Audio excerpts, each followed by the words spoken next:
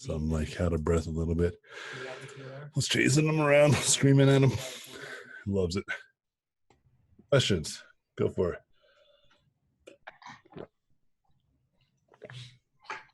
I hear someone making their lunch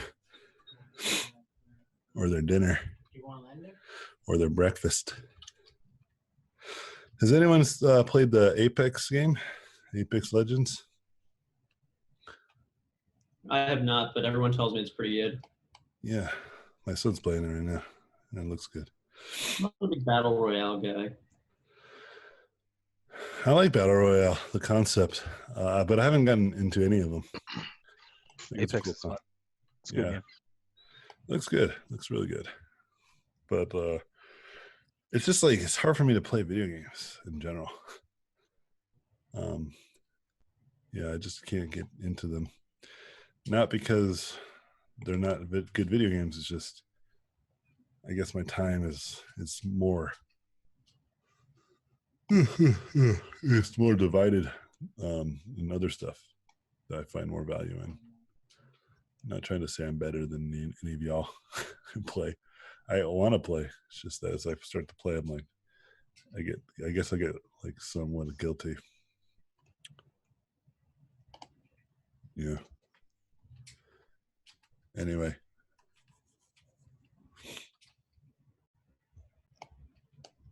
Any questions? Like I was saying. I kind of have a question. I don't know how to phrase it, I guess. Do your best. I believe you. So I was looking at like game companies out near me. I'm like where is that at? I'm like an hour north of New York City. Oh, okay. So there's definitely a few. But and I know that, you know, if like you want to get a character design job, like just send in your stuff or whatever, even if it's not specifically stated on the site. But I do see job openings for like UI, UX designer. My background is in design.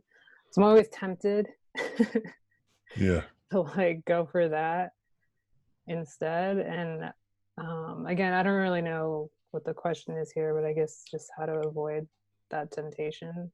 And you know, why do you think you have that temptation? Well, because I already kind of know design, so something like that is kind of like, well, I kind of already know it. So in my mind, it's easier, but I know it's not, because I know it is like a different specific skill. Because I look at like Ash Thorpe's work, and I just go, okay, yeah, that's, if I were to do that, it would have to be like that level of quality, and I know I'm not. But I don't know, it's just still like a temptation in my head. Okay, so it's a matter of like, you think it'd just be easier to do, but why would you want to? Let me do something else. Why would you want to start to work on graphic design? Well, I do like it. Okay. Do you have anything in your portfolio that could help get you those jobs? Maybe. I mean, I don't know. Again, I would have to like work at it, because it's kind of the same that I would be doing now with character design. I see. Yeah, so you know, I think about this type of stuff too. You know, you're not alone in these types of thoughts. You know what? I have a better idea. The problem that I think that you're running into is a common one, and it's just because, like, you know, you want to kind of like get started, and it's that sense of impatience, and sometimes there is like an urgency. You know, I'm not going to deny this. There's always like some sort of urgency in a lot of cases, and so for me, it's really just a matter of like, you know, what is your ultimate goal? So for instance, like, you know, from time to time, I think, you know, it would be nice to just kind of like go work at like Blizzard again and just like be a concept artist and not teach or not do anything, just go to 9 to 5 and just not worry about anything else. But then I think, well, there's a reason why I left, you know, because I do like that I can hang out with my kids more often. I do like that I have my own schedule, that I'm home. I can help pick up the kids, help them with their homework during the day, you know. I do like this type of stuff. And I wouldn't be able to do that if I was a Blizzard. Like I'd be back to this drawing board of why I left said company, you know? Mm-hmm. And I ultimately just want to have more free time. And it's just harder to do. It's just harder to maintain this type of lifestyle. But I'm thinking like, I just got to like come up with a new game plan. And so, you know, like, yeah, I'll look and I'll see that there's opportunities. And I'm like, oh, it'd be so good to take that opportunity. But the reality is, yeah, I don't really, what I ultimately want is to be in control of my destiny even more so than I already am. Get a foothold on any, like, you know, things that are left over from my past. And then just kind of put things behind me so that way I can kind of look forward even more. This is kind of where I'm at. And so these solutions that I was looking at before are simple solutions and easier solutions. But ultimately I'll come back to the same problem. It's just like you have a leaking faucet and I'm just cleaning it with a paper towel type of problem. You know what I mean? Mm-hmm. And so you have to think of it like that. Like, are you just going to, you know, cover this thing up with like a bandage, you know? And you're not really solving the larger problem. Like, you want to be a character designer, not a graphic designer. Like, maybe you do enjoy graphic design, but ultimately you do want to be like a concept artist, or something that you enjoy more, you know, or something that you want to do. Then you just got to start to just commit. Now, there is a scenario where you can do both, right? Like, you can work as in design and work towards being a concept artist. You know, like, that's totally possible as well. You just got to remember, like, keep your eye on the prize is what we're getting at. Like, don't forget, because sometimes people will start working and then they'll start forgetting. Sure. Yeah. You know. Mm-hmm. And so I think, to me, like, that's ultimately a problem that I always try to avoid, is that, like, you know, you work somewhere and then you start to just get comfortable. And like I said, that's why I was afraid, like, I probably should not go back to these older ways, because the reason why I got stuck is because of, like, I felt just way too comfortable, you know? Yeah. And I don't want to do that again. And so that's why I'm, like, you know, being pretty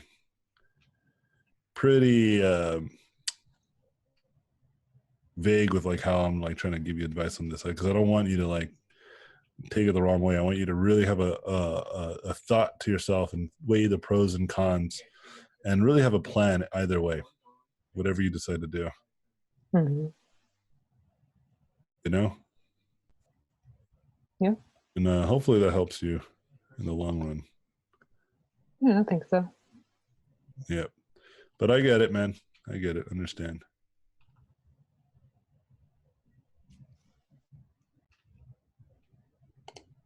All right. Any other questions?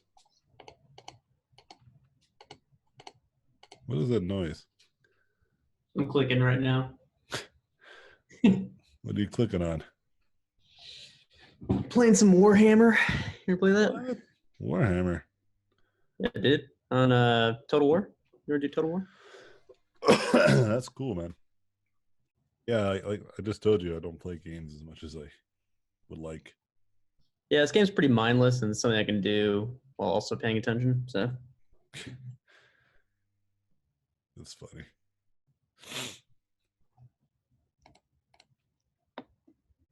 by the way, Jessica, I'm a UX designer, and they're actually like a lot of companies, especially in New York, are pretty chill about drawing like during the work hours. Because I have a buddy. I was in New Jersey for a little bit, and like we did like plenty of drawing and stuff like that. So like as long as you talk to your employer, like my company knows that like I want to be a concept artist, and they're fine with it as long as like you get your work done. It's like most tech companies are pretty chill. Oh, sure. Like, I don't think that was really on my mind. Like, it was really more just of like where to focus Yeah, my time in studying. that yeah, type of totally. thing. Yeah, it's a lot more effort to just practice and paint and get better. Like if you don't have any urgency to it, then I'd say yeah, just keep consistent and just keep working on the larger goal of what you want to obtain. But if there is like some real reason to move quicker, then yeah, sure, then do so.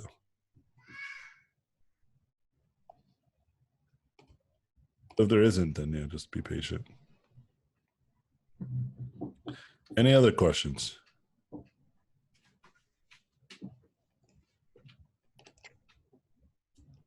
What was that pro versus anti-vax video? I forget the name of the. It's actually like this it's like this thing that they do actually where they'll find people from opposing opinions and then they'll just have them sit down and then they'll ask like questions and then depending on what your answer is, you'll sit on like a certain side of the table. Like even if you're like pro whatever, like you might end up sitting on the opposite side because maybe there's a point that you actually do agree with that's on the opposing side. Sure. I'm sure if you just type in pro-vax versus anti-vax, you can find it. Let me see if I can find it. Yeah, I was just curious because this is something that I argue with my parents with a lot. So The anti. they're Yeah? they're anti-vax. Yeah, how come? What are their reasons? I think it has to do with like a government thing where they just don't want the government telling them what to do. Which I'm like, well, they're not telling you. Well, other people, I guess, not them personally, but you know what I mean. Well, the government is like it's Because they don't have mandatory. to. I mean, my sister and I are growing up, so not really affecting our family. But That's weird. Like, yeah. did you guys not get vaccinated? No, we definitely did. This is like a recent thing. Oh, Only weird. the last 5 years. That's even weirder. Yeah. Where do your parents live? They moved to. Well, I mean, we've been around. It's like I was actually born in Colorado, and then Okay. Minnesota, then Connecticut. Now they moved to Alabama. Oh, okay. Yeah, because it seems to me that like a lot of Midwest and people who live in more like they call them the flyover states because Mhm. nobody stops at them. Everybody flies over them. Yeah. And I noticed that a lot of people that come from like areas like this or small towns, like where I came from, hold like very strongly like these positions of like conspiracy theories, anti-government. Like I was talking to my Wow. friend, man, Yeah. and he was super like all about it. And then I was like, "You work for the government? Like he works for the military?" And I was like, "So do you really believe like the thing like that you work for is doing all this crazy stuff? Then why are you still working for them? Like quit." Right. He's like, "Well, it's not that simple, man." And I was like, "What?" He's like, "Yeah, and even some of the soldiers that I work with believe some of this stuff." I was like, "But dude, like many people who become soldiers, and again, this is not trying to sound condescending or holier than thou or better than thou, right? But many people who join the military and the armed forces usually have no other options, right? Whether it's like poverty or whether they just don't have the right amount of education, like this just happens, Yeah. you know." Like and this is including like someone like my father, Like my father had no other alternatives in his life, but he's a smart guy, you know, so he went in and he decided to become like a computer engineer. He picked a career that didn't require him to necessarily like be on the battlefield, you know. Mm-hmm. And so he by virtue gave himself more options, and then by that gave me more options, made me more of an intelligent person growing up, because I was always surrounded by computers, technology, understanding that kind of stuff, and that's like a huge advantage, right? And so I had the opportunity to see what life is like to be in the military, as well as being granted like a lot more opportunities in terms of knowledge and education, right? Mm-hmm. And I was trying to explain like, and so like you have to think about like the amount of people who join the military, like just because they're in the military and they work for these government establishments doesn't mean they also know what's going on. There are people who do not work in the military who understand like military strategy even better than some of these generals, right? And I'm not including Trump. He's not one of those people, even though he claims to be.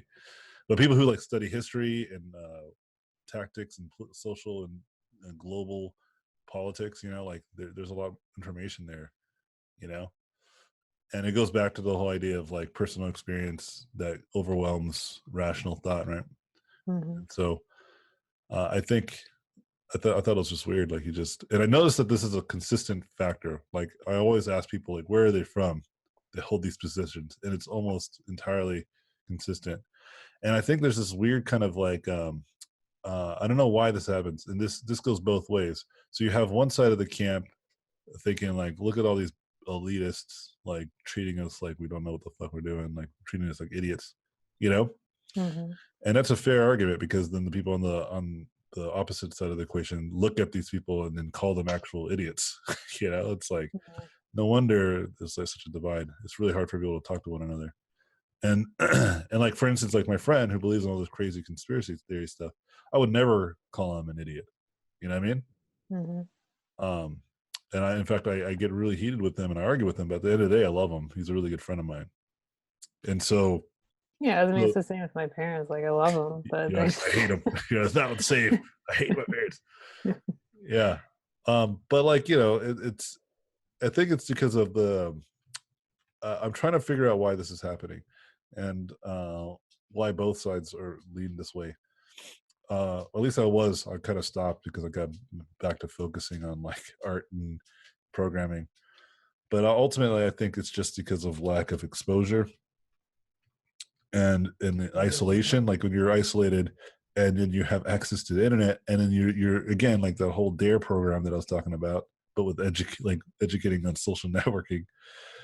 Like I feel like people don't know how to navigate social network. People don't understand like how it works, um, and then they tend to tend to abstract, right? Too mm-hmm. much. They abstract way too much, and this goes both ways. Like people will abstract like the right. Like if you're conservative, you must be an idiot. That's abstracting and generalizing way too hard. That's way too far. And then like this whole idea of like, oh no, we don't want the government to tell us what to do. People forget that the government is us, right? For the people, by the people, of the people, right? Yeah. It's that the government has been completely capsized and manipulated for capital gain, right? And so it's really kind of crazy how a lot of these corporate entities um, have moved the dial so much so that they themselves are realizing that this is kind of bad. But if you've ever been in like, and I am again, I don't like to abstract even like corporations because there are people still there. But it's like those are the kinds of people that makes the most sense to why they would make fishy practices, even if it's not actually malicious.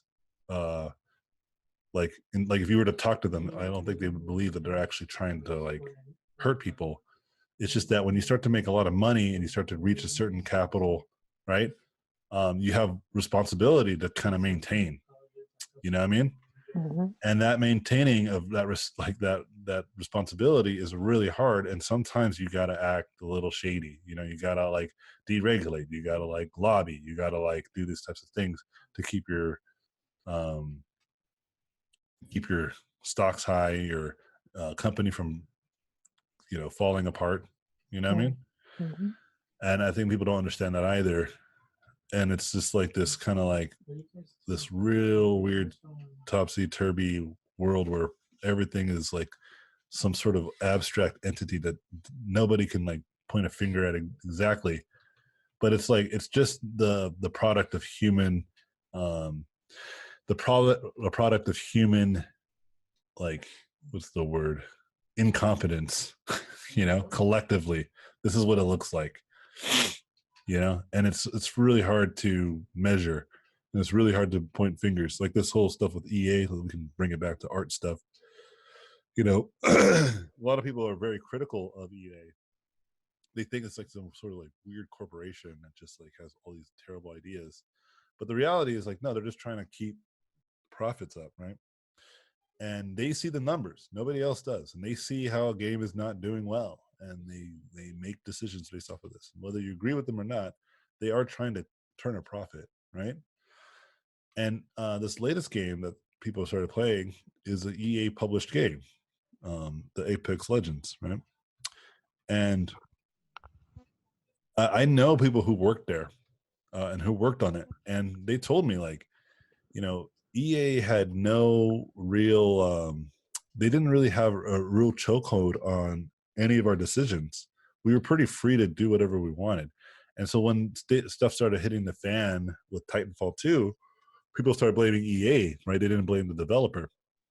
And my friend was like telling me like, he's like, when that happened, we were all kind of like, all right, cool.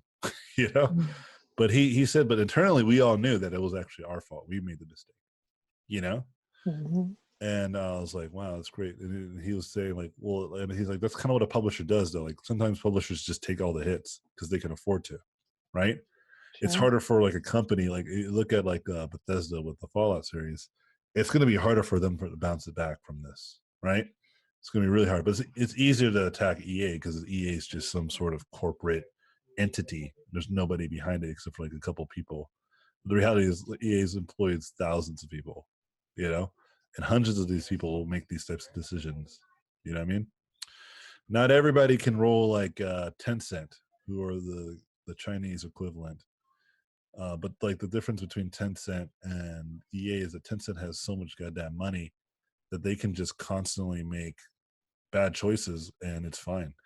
And they can kind of keep gambling. They can say, hey, you guys try to make a cool game, and then people fail and they're all right, whatever, we'll just take our money and move on. And because it's like hedging their bets. They're just like, we're gonna put our money into like 100 companies, right? We're going to spend $100 million or maybe more, like $200 million on these 100 companies. And they do so. And then one of those companies, let's say, happens to be PUBG. And then PUBG makes like hundreds of millions of dollars, right? Then they're like, fine, dope. And then like all the other companies can literally now flop, and they made a profit, Mm-hmm. EA is trying to do the same thing. They roll in very similar circles, and a lot of times they buy these failing companies. These companies are not doing so well. They're having a lot of issues that are under the hood that nobody knows about, and EA usually saves them from these issues. Sometimes, they do get in the way, I would say. I'm pretty sure that this is the case, but it's not like a company like EA wants them to make no money. It's not like they want these companies to fail and make them do stupid stuff that's going to make them fail. They just go where the markets are at so that they can stay afloat. But I'm really happy to see that the Titanfall people, the Respawn guys, because I have a lot of friends who work there, that the game is doing really well, and hopefully that money, that popularity transfers into monetization. Because a lot of my friends work there, and they're really good people, and I want them to succeed so that they don't have to lay off the whole studio, And it looks like they're not going to have to. It looks like the game's really doing good. People really like it. Like I said, we'll see how the sales goes with it. There's a lot of good qualities about the game. Yeah. I'll probably play it after this. Yeah. I got it for the PlayStation. I wanna try to play it. I haven't done it on console, but yeah, it's a good game, and I think it was really smart how they did the the drop. They just kind of, here it is, like one day, and just turned it all on. And it was Yeah. polished, ready to go. And then I saw a thing about it that said that they thought, or the studio was like, the whole world thinks we're making Titanfall 3, but we're not. So if we, put out a bunch of trailers and marketing for this game that, after we got bought by EA, now we're not making Titanfall and it's a free-to-play battle royale, like the headlines are going to be ridiculous. Yeah, they're super smart. Yeah. That's So- real smart. And Yeah, so I that's promise you, let EA our- knew that they were going to do this. I promise you. Like it's not like they're like, okay, we're just going to pop it out. No, Not absolutely. tell EA. I'm sure EA was like, yeah, man, this is a mess, man. I don't know why, like what's happened, but we're on the full tilt here. And it goes to show, like to that point, it goes to show that even like when they released the game and they prevented people to complain, Like the quartering, like Yeah. Yun-Ye. yeah, with Anthem, right? Anthem is going through this. This game has been like people couldn't wait to talk crap on this game, Yeah. And it's like, it's kind of like they're like, oh man, like totally like what you just said. If we just release and tell nobody, because the game is good, and if we prevent expectations, we might be able to do fine, right? And they were absolutely right. That's perfect. That goes exactly to the points I've made in the past of like this whole complaint culture is like getting real annoying. Like people are complaining and creating these false narratives, and then when people get their hands on the game, they're already like spiteful, and it's like it's really hard to curve that once people feel like and it shows how easily people can be manipulated if just told the same thing over and over, going back to like the anti-vaccine stuff, right? Mhm. And it's like that's what I try to make sure that you guys, because you guys are going to work in an industry, I don't want you to come into the industry thinking like all these companies are like garbage and all this stuff from what you hear from just YouTubers who've never worked in the industry at all in a day in their life.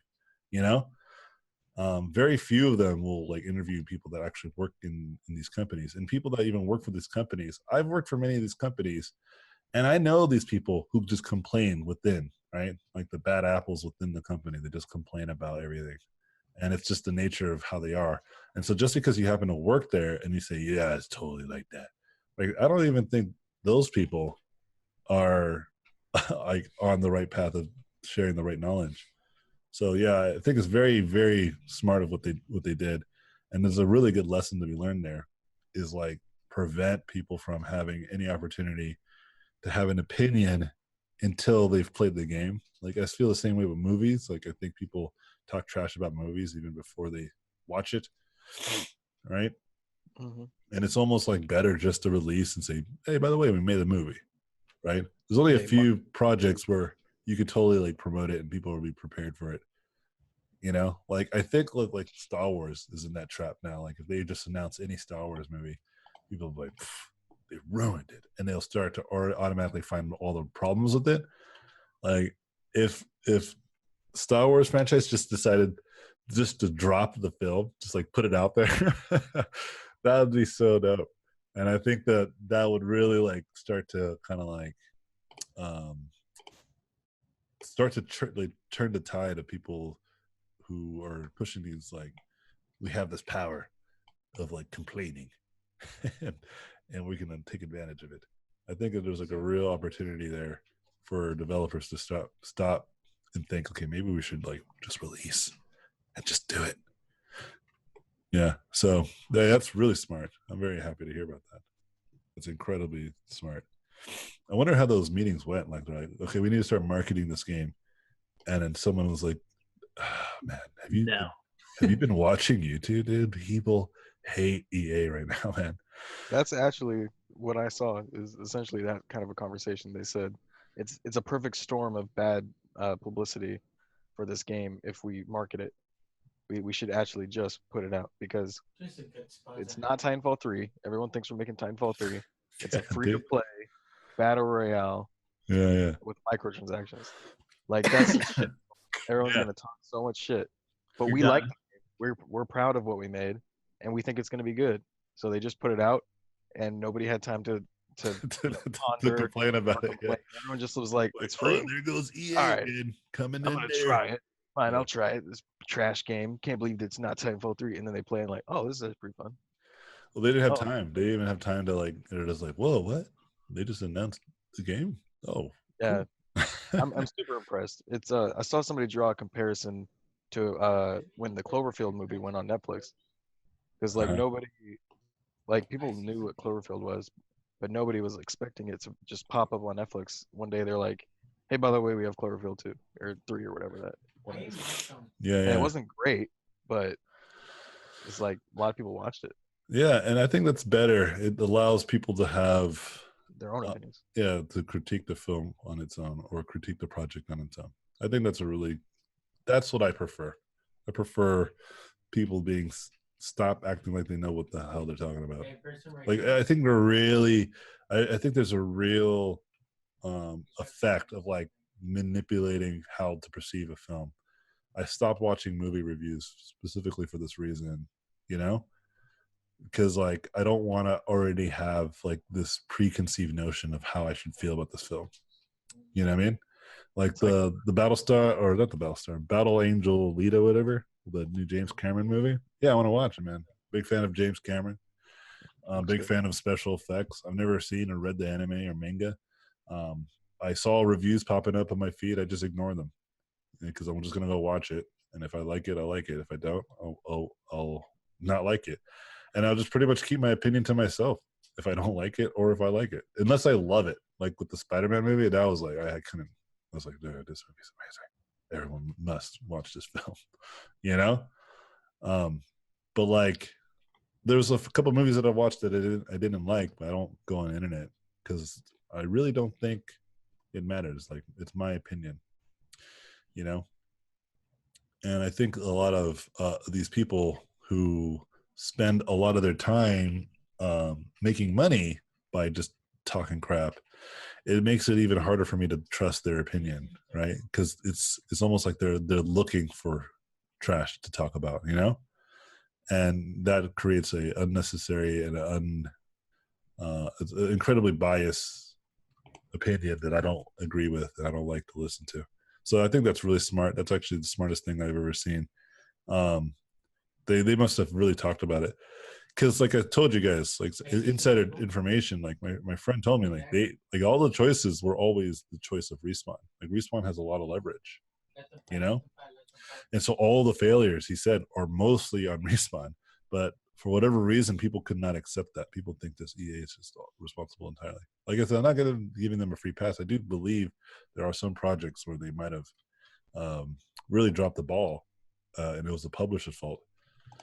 But from what I've heard from people that I know that worked with EA or work for EA, specifically as you know, as a game developer that is being published by EA, EA is actually more hands off than you would think. You know, they only come in when like you're not making a good product or they can see that the product's not going to be fulfilled, right? And so like for instance, that new Star Wars game that got canceled, it was probably just taking too long, you know. The original creator of Uncharted was on that project, I believe, right? And she is notorious for being a little bit like hard to work with, right? And she was notorious for like just taking a long time. That's one of the reasons why they kind of like she kind of like left the studio, you know.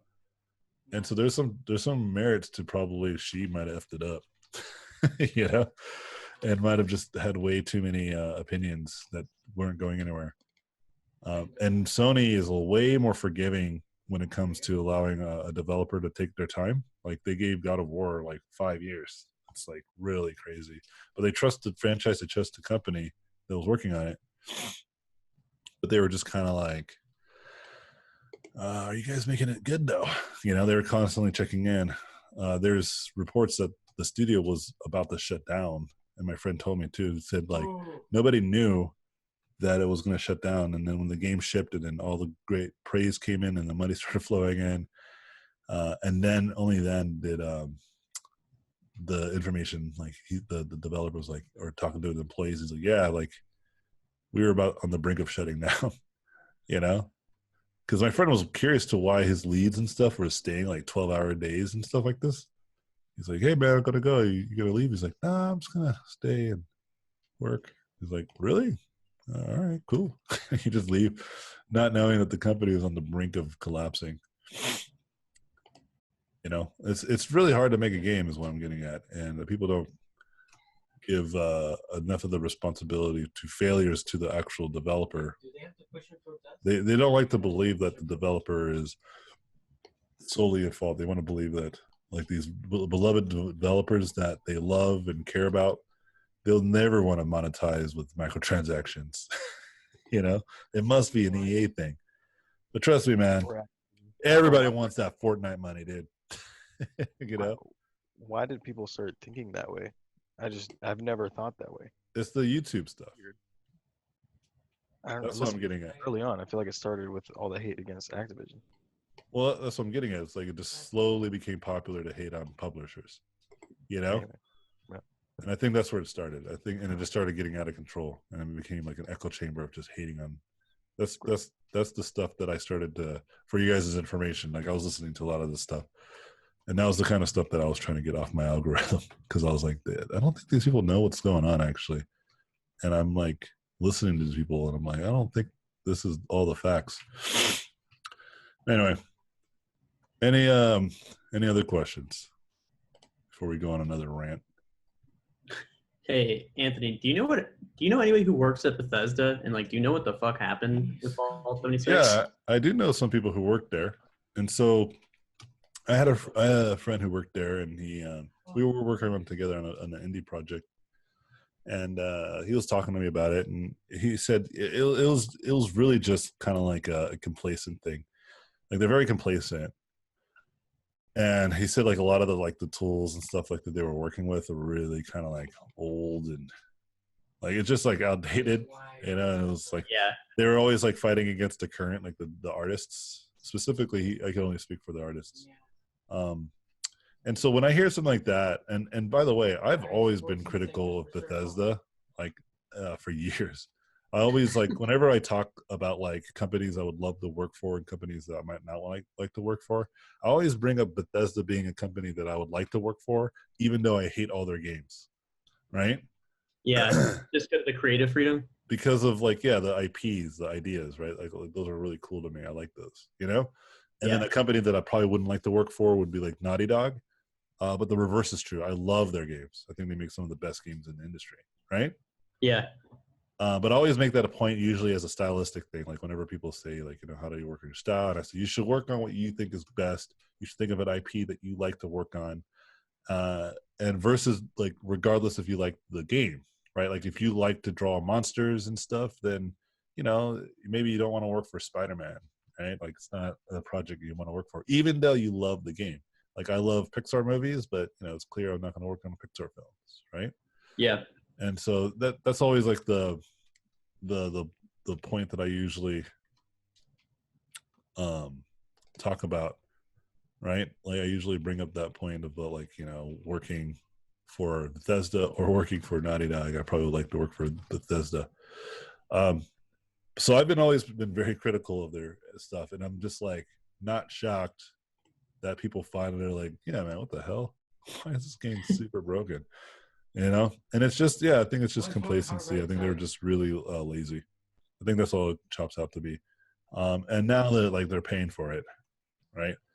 I think there was a time where like they probably were like, yeah, people are cool with the quirky broken. Look at all the memes, that people put out there. Like, well, did you see their E3 presentation? They really leaned into it like kind of a lot. They're like, yeah, our game's fucking busted. It's awesome. Yeah.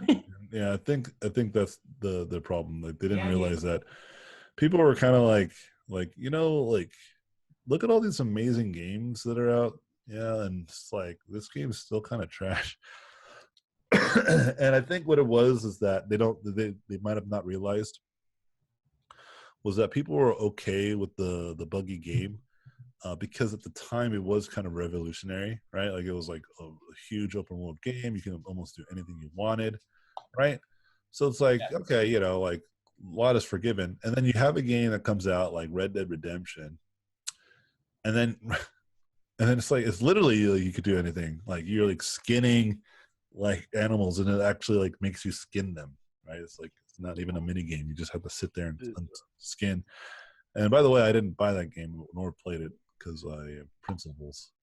Because I know that game was merely worked on by slaves, and so like but anyway, that doesn't change the fact that the game is incredibly good, right? Regardless of how it was made, it was really good game, right? As objectively speaking.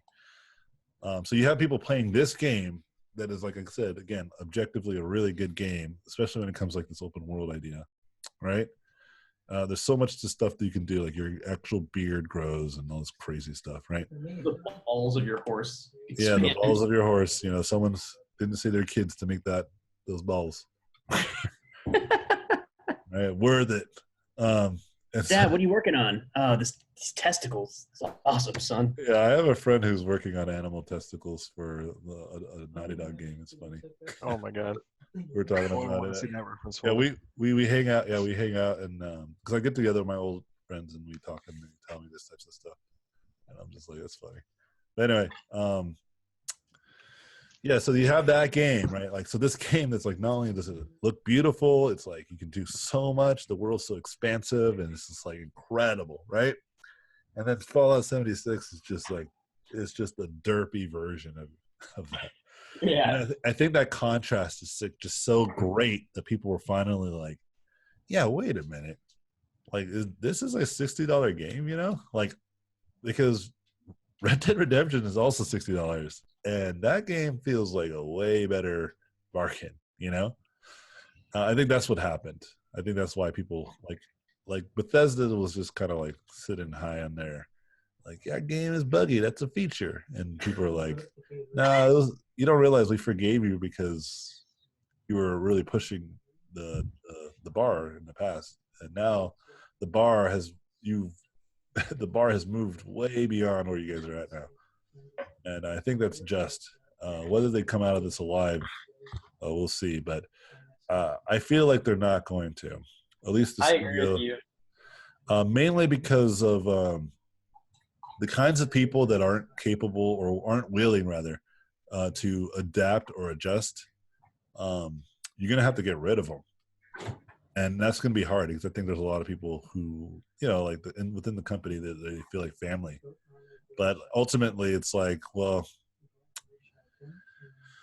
you know, like they got to go. It's like the Huckleberry Finn? Huckleberry, where I forget what film it was. Yeah, I think was it Tom Sawyer where he like takes him out to the river and then like he shoots him in the back of the head. He's like, just look out to the sunset. I don't know if that's fucking Tom Sawyer. Yeah, Tom Sawyer's being the fucking fence. Yeah, I don't think that's it.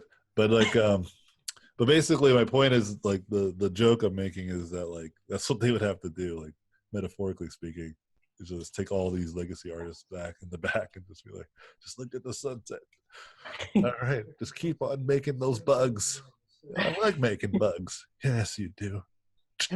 Bury me in the ocean. Yeah. You're all fired. And then they're like, you're fired. They don't shoot him. They just say you're fired. Get out of our office. What? but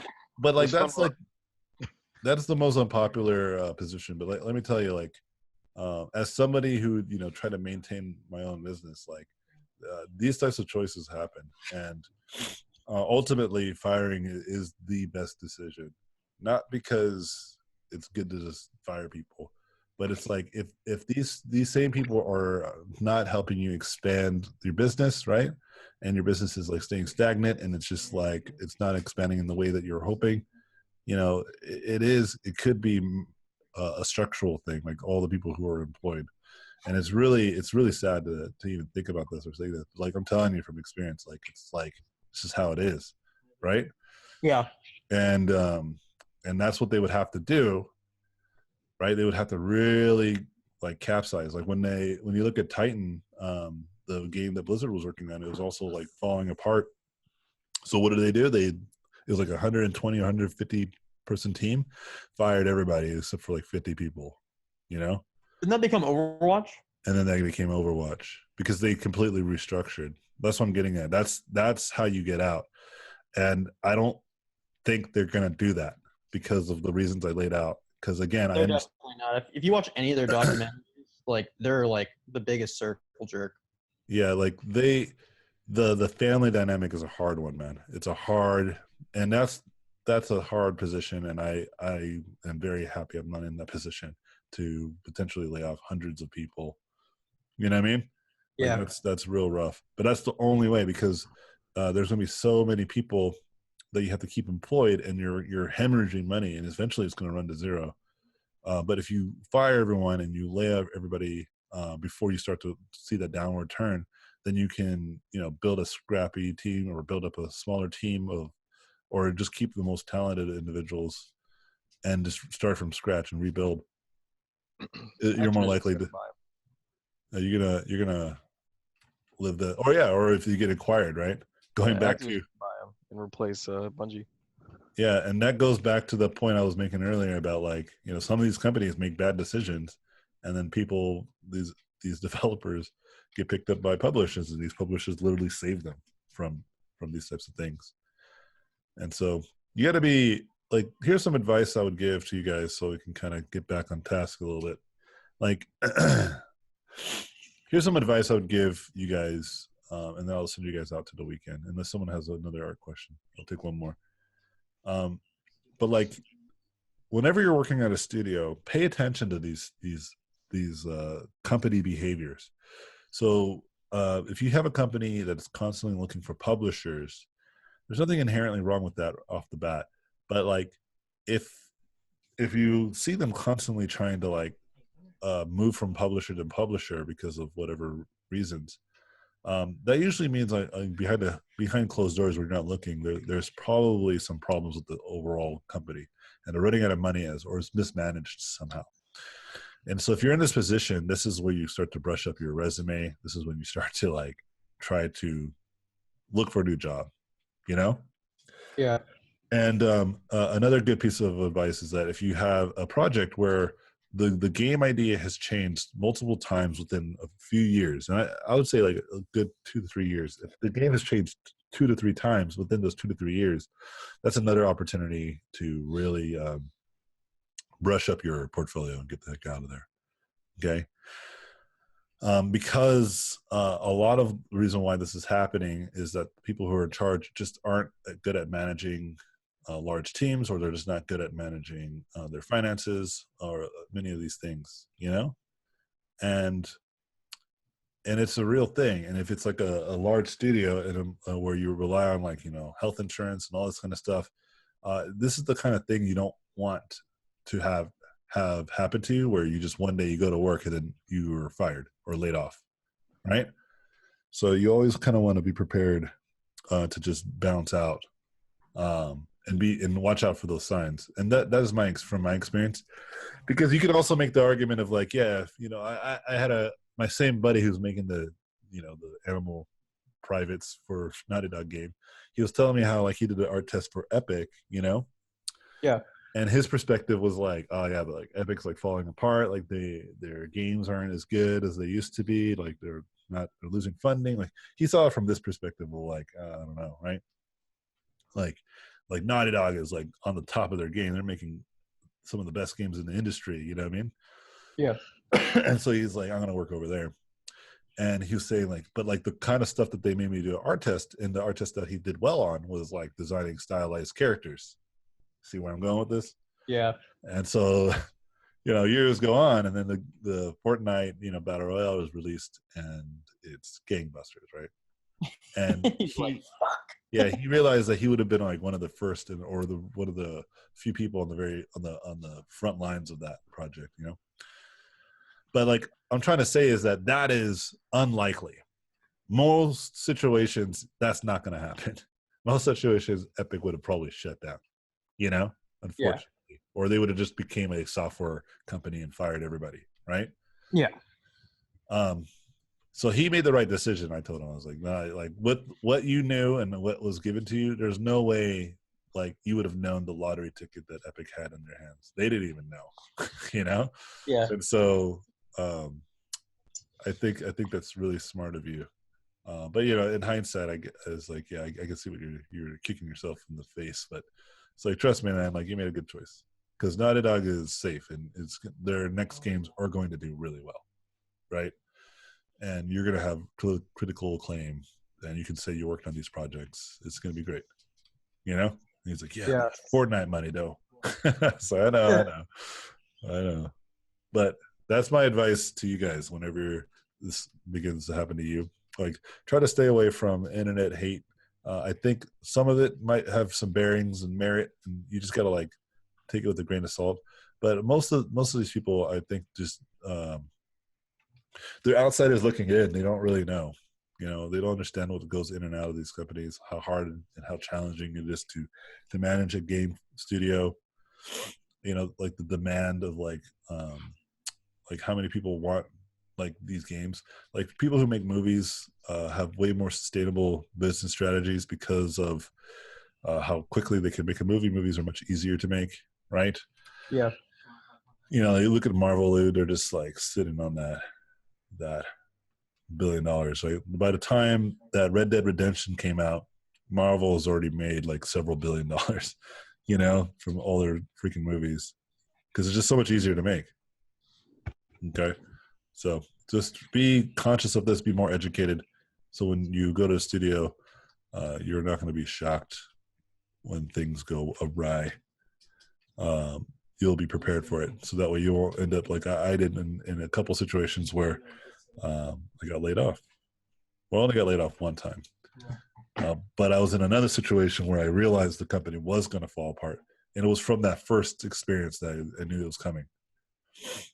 And I warned all my friends that worked there too. I was like, yeah, you guys got to get out of here. No, I'm going to hang out and just see what happens. And I'm like, dude, trust me. And then sure enough, that company dissolved. And all my They get taken out to the backyard the next day. Yeah. Yeah, we're going on retreat tomorrow, man. You missed out. Everyone drank some Kool-Aid, and then I didn't hear from them. Yeah. Yeah, it sucks, but like this is how the industry is.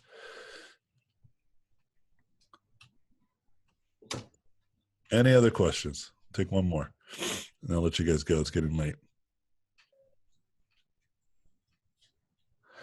Good conversations, though, friends. I kind of have a quick question. Yeah, go for it. If you're looking at like a game studio, would it be better to look at to work at? Would it be better to look at one that's been around for a while, or is it like a new one? Like, are the risks kind of the same? I mean, I don't know. It all depends. I think that working for a smaller studio, there's nothing wrong with that, right? Like, especially if they have a little experience. You just gotta like the best way to think about this is to never stop updating your portfolio. Sure. You know what I mean? Yeah. Okay. Like, I haven't updated my portfolio in quite a bit, and I started realizing I need to start doing that again. But the reason why I say this is that because you're going to constantly be approached, if you do this, and then you have options, right? Sure. Like I've been approached a few times to be like an art director for a couple projects, and it was cool. I had to turn one down because of the location, right? But another one I actually tried to go for, but it didn't work out. But at least I had that option, right? They reached out to me, and it was great, And this is still true. Like, and I haven't submitted any. I haven't put in any new portfolio pieces in a long time, and yet people still find my work somehow, right? And so, but like it's really clear to me that every time I post my work, or every time I update or upload new content, it always increases everything from my sales, from people who reach out to me, to people who sign up for my mentorships, right? And so, like, I think that's really the smart point I'm trying to make here is that you should just, regardless of whether you work for a small, because sometimes you have no choice. Maybe like the only studio that will take you is a small studio. You want to work, and it's great to take that job because you're going to get some experience, right? But like you really have no control whether that studio is going to be run by geniuses or morons, right? And so you'll find out sooner or later whether one is true or not. But I would say even if you're working with people you think are great, like I worked at Blizzard and everyone there was top notch, amazing. I didn't ever feel that they were incompetent, you know? So that's why I was kind of like shocked when I hear like all this like weird back talking of Blizzard being garbage. It's like, nah, it wasn't like that. Like, and like I said, I have friends who I know worked there and would complain while we were working there. And I would think to myself, even then, like, what are these guys talking about? You know, like it's just the whole grass is greener problem, you know. And then the same people left to go work at Riot, and guess what? They complain about Riot, right? So it's clear to me like it's not a company problem. It's like that's just who they are. They're just complainers, you know. And you know what I'm talking about. You know, people like this, right? Who just Oh, for sure. yeah, that there's nothing is cool. Everything sucks. Yeah. And it's just not true. Like specifically speaking, like game studios and stuff like that. I mean, there are some real problems out there. You know, like for instance, I don't have any Syrian students or any students from Syria, or do I? Any of you from Syria? Oh, that's probably because you're in the middle of like a civil war and being bombed by everybody and their moms, right? Like you have other issues than worrying about whether EA is effing their gamers. You know, it's like these types of problems. Like that's what I was saying. Like these type of problems, I'm just kind of like, wait a minute, I don't really care about this. You know, why am I so engaged in this garbage? It's like it's not a real problem, man. You know, and so I think that's the smart approach. Is what I'm getting at. Is like always be prepared to be able to move around. You know. And that is why I think it's really valuable to put a lot of effort to practicing and learning and becoming a badass, you know, because that's what's going to help you. That's what's going to help you become someone who can like move around and be a little bit more nimble. You know what I mean? So would you suggest, Anthony, to post more like on your daily progress, like on social media? Absolutely. I always recommend that. Mostly for yourself. Mm-hmm. I think at first nobody's going to care and no one's going to follow you. Yeah. If your work's not that good, it's just how it works. But I do have friends who've been doing that. Like their work's not that good, but they share their work often and they keep getting followers. He was telling me about it. Mm-hmm. And he says it's great. And he says people follow me because of like my growth. They like seeing how I'm getting better every week. And I was like, well, that's great. So you're gonna have like some original fans. Like I have some people like this, like who've been following me since the very beginning. You know. Mm-hmm. But like, You talking about Kalen? huh? You talking about Kalen? Oh yeah, Galen. White Kalen. Yeah. Yeah. He's a great example of this. So he keeps getting followers, and even though he's not like the best, and he was telling me all about this, and I was like, yeah, man, that's how it works. But I explained to him, but it's less about that. It's actually more about like putting you in the habit of posting, because a lot of times people don't post because they're waiting for something to be good. And but if you're in this position of like, I'm just gonna post regardless if I think it's good, like that's actually pretty valuable. And if you look at people like PewDiePie, like he's built his whole empire putting out mediocre content, right? Like none of his content is actually any good. In fact, it's mostly copy paste of other people's content. Recently, I think the most original stuff he did was his gaming stuff, right? Like that was like he was like the pioneers of people to watch while they're gaming, right? But all the stuff he's been doing lately is literally just like almost satire of other YouTubers and what they do, you know. Oh, that's how you grew. But his growth has nothing to do with the content as much as it has to do with him posting every day consistently without fail, right? Mm-hmm. Like I'll Philip DeFranco, someone that I really love to watch his YouTube. Like he's been like posting his videos later, and I'm like, where the hell's your video? In my mind, I'm like, it's always going to be posted at like 3:30 in a day. I'm here. It's not here. In my mind, I was thinking this. I didn't say this out loud. And I was like, I wonder what's going on. So I went and I realized like one of their employees was sick, and I was like, garbage. And you know, I caught myself and realized, oh yeah, people get sick and life happens. Like, what am I doing? Why am I getting so angry? You know? But it's like it goes to show like how valuable that consistency is, right? Because even someone like me who understands the ins and outs of making content, like I got aggro, you know? Yeah. And I analyzed my own aggroness. I was like, why am I getting so aggro? And then like it just demonstrates that like that consistency. And guess who's really good at that? PewDiePie, man. He's really good at it. He's been doing it. He's been consistently posting videos like almost like every single day without fail for like 5 to 6 years or something crazy, you know? Yeah. And so like, and he tells people when he takes like a week off or something like this. And so he prepared, like, because he realizes like, I need to stop making videos sometimes. But it's always announced and it's always very clear, you know?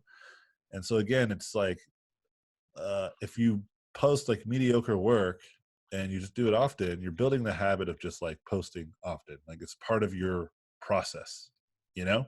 Mhm. That's the biggest reason why I encourage people to do it.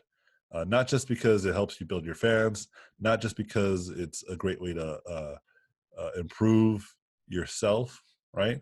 Yeah. Just a good habit to have because you're teaching yourself consistency in a general sense, and in a way that's really powerful because you're also teaching yourself to be consistent, regardless if it's good or not. And I think that's really a good lesson to take away from. Yeah, Because- because I noticed like a lot of times you don't really have to, because I work for Facebook, I do research like for content and stuff like that. I noticed that you don't really have to, like what you just said, have like the best work as long as you can show that you're progressing and making the content interesting. Absolutely. Yeah, I was talking to the guy from Gumroad about like, you know, the success of Patreon because we're talking about like different strategies for Gumroad. I said one of the successes of Patreon versus let's say Gumroad is that people can see how much people are making, and I think that demonstrates something like, wow, that person's like making these types of videos and they're making like $30,000 a month. Like I can do that, and until everybody starts jumping onto Patreon. Because Patreon has been around for a while, but I don't know when they introduced that feature. But it's like, you know, having some way of showcasing the amount of income that someone's making, if it's an optional choice, is pretty valuable. But like I think that was mandatory at first with Patreon, but now they're established. I think now it's like optional, right? Yeah. But I think they did that because they wanted people to know that there was money to be made. You know what I mean? Yeah. And I think that again goes to show like, you know, like the problem with marketing is people don't see the value, like they don't see the numbers that I see, you know?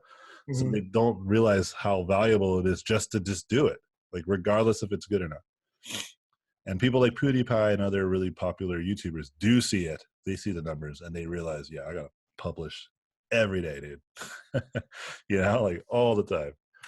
And so like I said, like there's better reasons to do other than for just monetary gain. Like I said, I think it's just a good habit because it makes you paint all the time. It Mhm. makes you be consistent. And it teaches you discipline. You know, like I think when you benefit from it outside of like making fans and learning how to like build a marketing build like ability, it just teaches you to this is really strong and really well thought through discipline, and that's why I usually encourage it. So Because I do a lot of like 3D stuff too, and then I should like post that too on top of like all the stuff I'm learning through this mentorship too. absolutely, Yeah, that's what I'm getting at. Yeah, man. cool. So that's what I was just saying earlier. Like I have been slowing down, and I need to get back on it. Yeah, But it's not because I'm just dicking around either. It's because I'm actually trying to learn how to program and do other stuff. But I should definitely start sharing progress like I did before. yeah, because company that I'm doing some animations for, I'm actually forced to learn Keyshot, which is really good. I didn't realize how powerful it is because I'm so used to Awesome. like high-end Studio Max. Oh yeah, what the hell?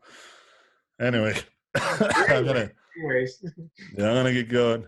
okay. Good conversation, friends. Good questions. Good topics.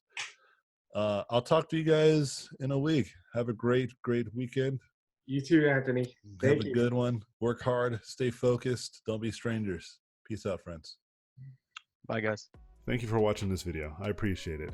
Please subscribe to watch more in the future. If you like the video, I would appreciate a thumbs up. If you like this content, you can go to my website, robotpencil.net, where you can find mentorships, tutorials, and a Patreon to get more exclusive content. Thanks again, and I'll see you guys in my next videos.